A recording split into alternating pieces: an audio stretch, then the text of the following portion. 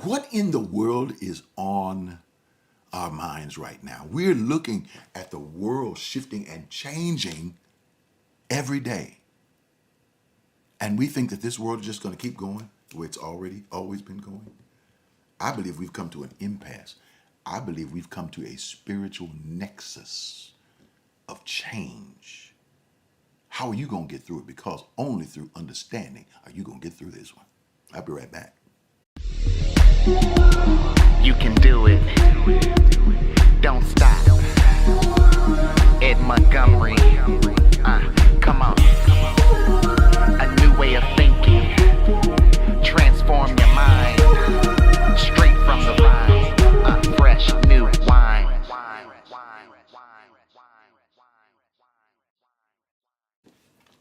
Hello, I'm Ed Montgomery. I am your spiritual host for Fresh New Wine. Fresh New Wine, of course, is the understanding that our thoughts, the effervescence of our thoughts are always expanding, but you have to have structures that would enable that thought to expand in. New wine and old wineskins don't work. You got to have new structures, and that's what we're wanting to build is new structures for our new wine. So saying hello to all of you who are out there building new structures. I know you are. You're building some new structures. So stay with us. Hit that like button. Smash it, crash it, dash it, mash it, whatever you need to do it now. Hit that subscribe button. We need it. Every number counts. Algorithms, we have to admit it. That's the way it is. So today, I'm going to be talking to, I'm talking to all of us, especially talking to the great big family out there, talking to ALC and all of our people who are connected with us. But I'm also talking to leaders. I'm going to be talking to those of you who are doing some fantastic things out there in the community. Who's it calling me? Somebody called it. That's the Lord. You know the scripture talks about, call on him and he answered, but I didn't know he'll call you back. Anyway, somebody got it. If it's the Lord, they'll tell me. One of the things I've come to learn, and that is we talked about last week, we talked about mountains, and we talked about what mountains are. Mountains are compact thought. Mountains, like Jesus was talking about, speak to the mountains and it will move. Mountains are compact thought. I believe maybe not necessarily bad thought. It could be all kinds of thought. Hey, you run to a mountain or run to a refuge if it's good thought. But there are people that's got some crazy thinking and people who want to put up mountains of opposition. They want to put up all, white only signs in a restaurant, or they colored only. That's what they used to do back there in the South. People are talking about all that kind of crazy stuff again. These are mountains. These are obstacles that people put in your way. Obstacles that come from government, obstacles that come from, can you believe it, even church people who want you, hey, you need to stop all this sitting and just be the kind of people I want you to be so I can be in control. Whatever it is. But we're learning that mountains are compressed thought that starts lingering around for a long time. People talk about racism. Racism is not something that has just popped its head up. A lot of times we think racism was gone. We thought, or should I say, we knew it wasn't gone, but we thought it was getting better, that people were getting better. We were going to restaurants with each other, having conversations with each other, and you got a black president and everything, and then all of a sudden, kabam, Trump gets on the scene. Now, hey, that's just the way it is. You think one thing is going fine, and all of a sudden, something like that comes along. Look,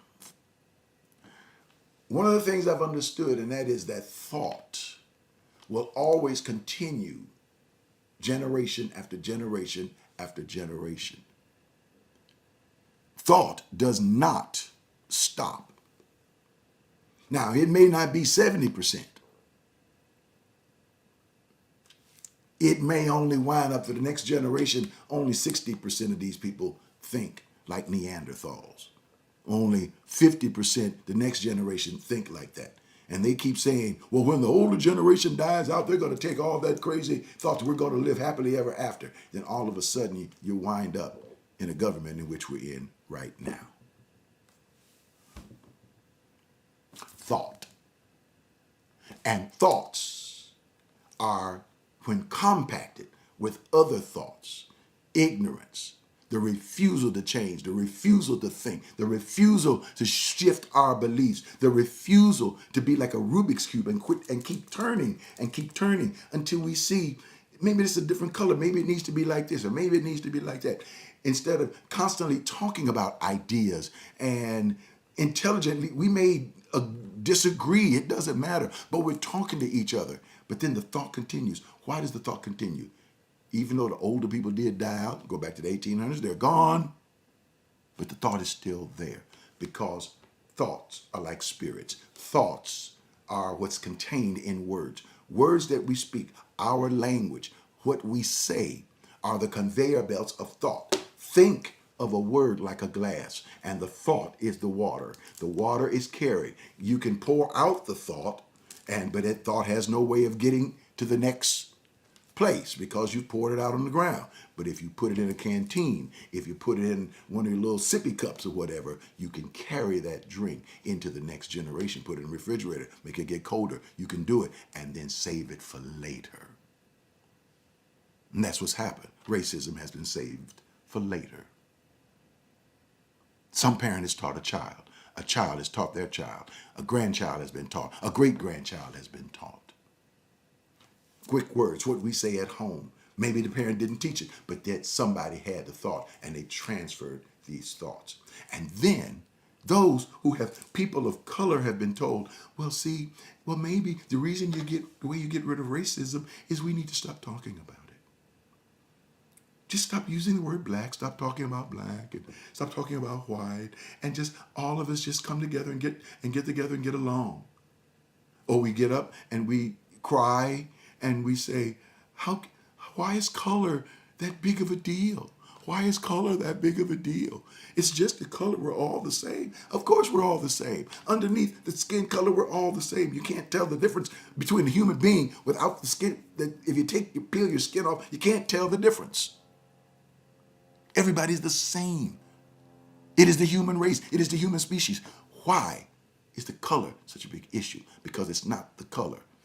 Color is the container. It's the thought in the container.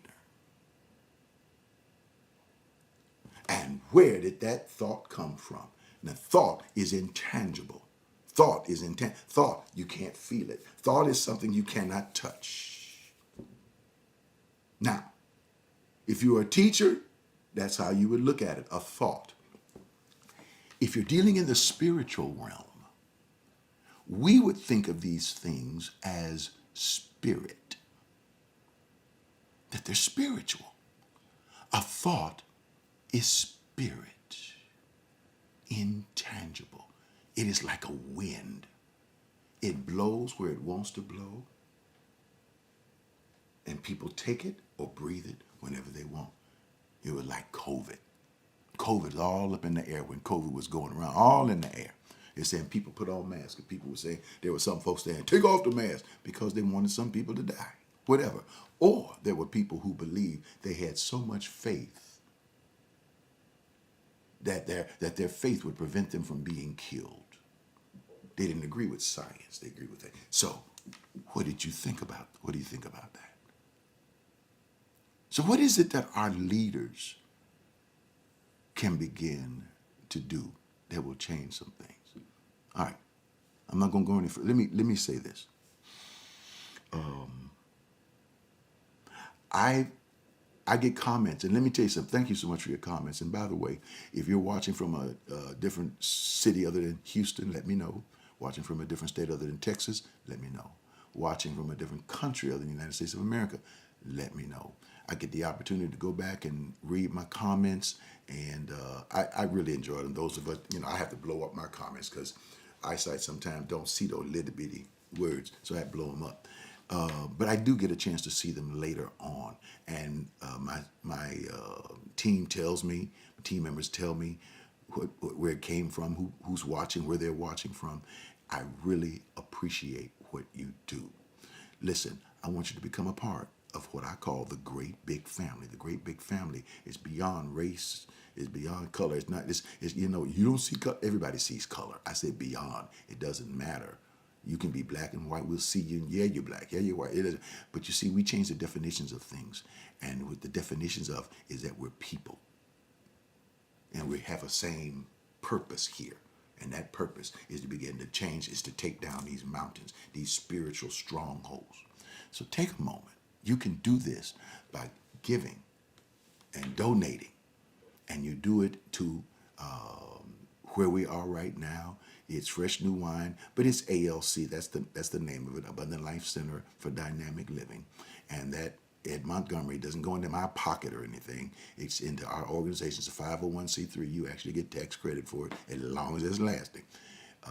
So it's 713-742-2035. That's 713-742-2035. Type in that amount of money, $7, $8, $9, whatever is in your heart there. And let us know, because when I see that name, that warms my heart. And you will feel warm by knowing you're helping to get this out to a lot of other people. It's some truth. Now here's part of this truth as a leader. Leaders, and those of us, and understand, leaders not always the people who we think are our leaders.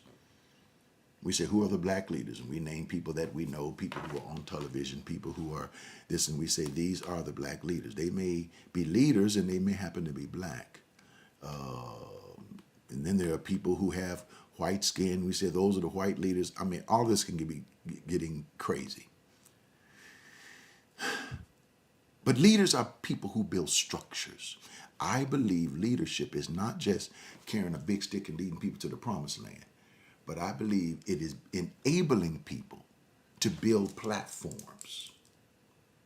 I see leadership, number one, as a platform builder. Platform builder. Say it with me. Platform builder.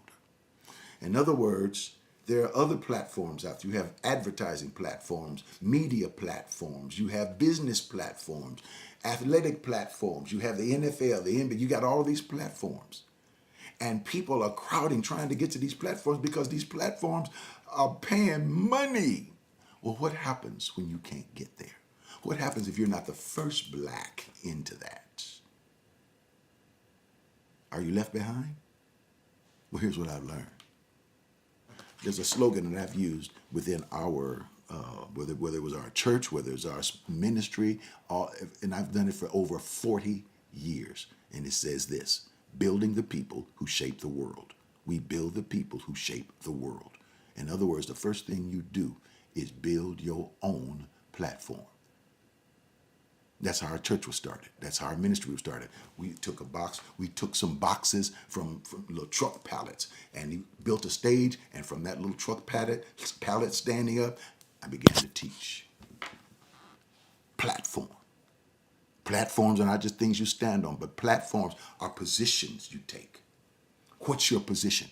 What are you standing on? What are the words you believe? What's the thoughts that you think? Platform. That's number one. Number two, we believe that you build the people who shape the world. If you're going to stand on that platform, you have to be a certain kind of person who's going to stand on that particular platform. So you have to begin to teach. You have to begin to learn in the same vein that will sustain you on this platform. If this platform can only handle 25 pounds, you don't need to be 35 pounds. Now, of course, I'm being funny here.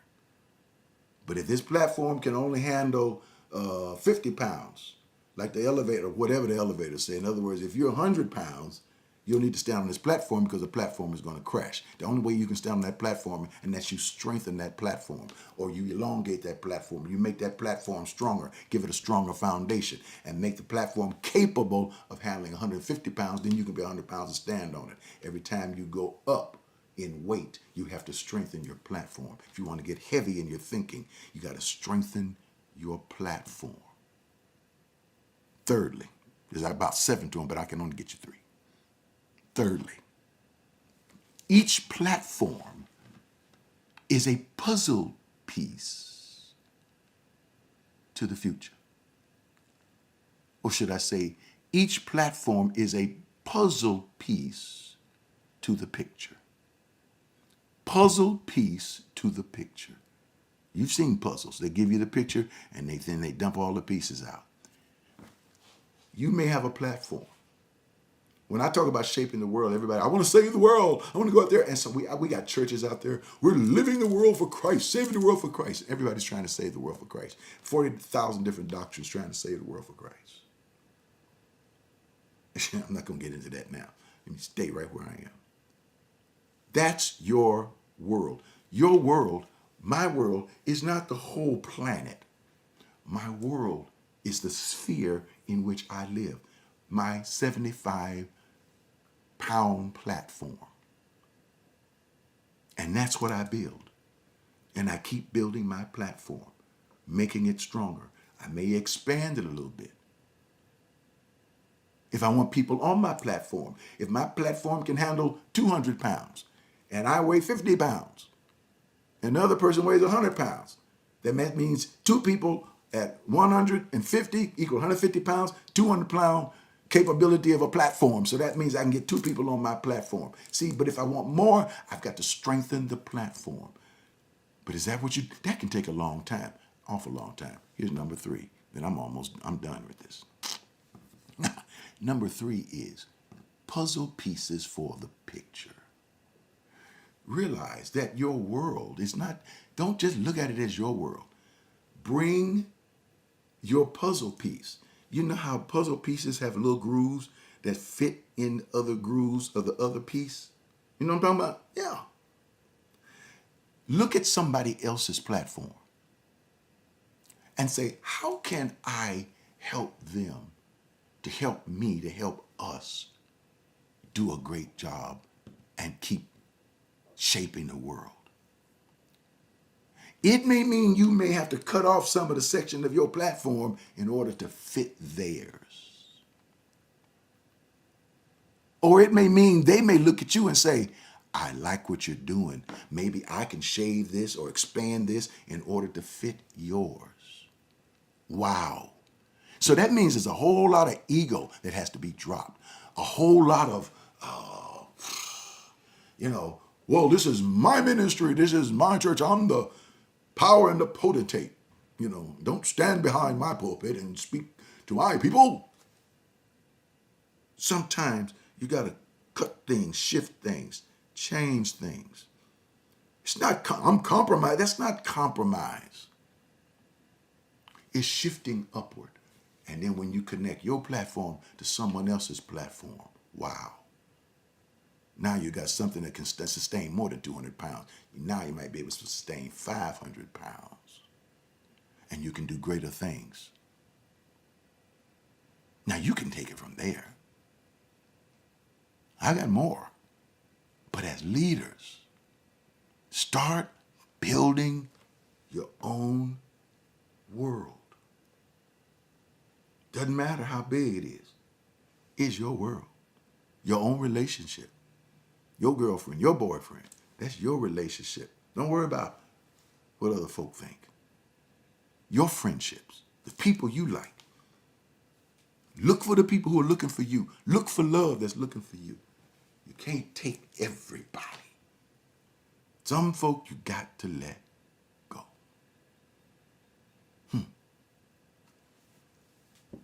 Ooh. My. I'll see you next week. The word this year is bold. I talk to people and they say, you know what, Dr. Ed?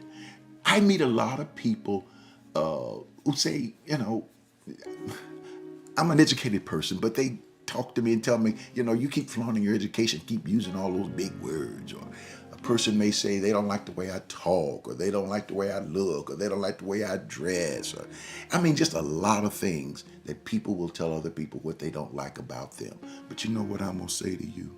Sometimes you got to get to a place in your life that you got to get bold about who you are. Now, that doesn't mean you don't make changes. Hey, check an image consultant out. Hey, go online, see what the latest fashions are. Leaf through a magazine. Check some things out. Learn how to talk about things. Take some voice lessons. Do whatever you want to. Make some changes this year. But once you make those changes, let it be you that makes those changes. And once you're satisfied with you, then be the most extraordinary you can ever be. That's what I'm teaching on all this year, is talking about the extraordinary I, the power of that true I of who you are. So take a moment and emphasize it, because giving makes a difference. When you connect your giving with who you are, it reinforces the power of who you are. That's right. It's not just saying, oh, I'm a nice person. You got to give something. When you give something away, whether it's a smile, whether it's a conversation, whether it's a pat on the back, it reinforces it. I want you to take a moment, make a contribution to what we're doing. I don't know what the amount is that's in your mind, but choose one. Might be $8, might be $10, whatever it is. Do it now. You can do it on your text to give, 713-742-2035. But whatever you do it now, right now. We would be so eternally grateful, and it would make me happy. Thank you so much. I appreciate exactly everything that you're doing. Be bold. Hey, don't forget to subscribe to my channel. Hit that subscribe button, smash it, crash it. Let us know you're there.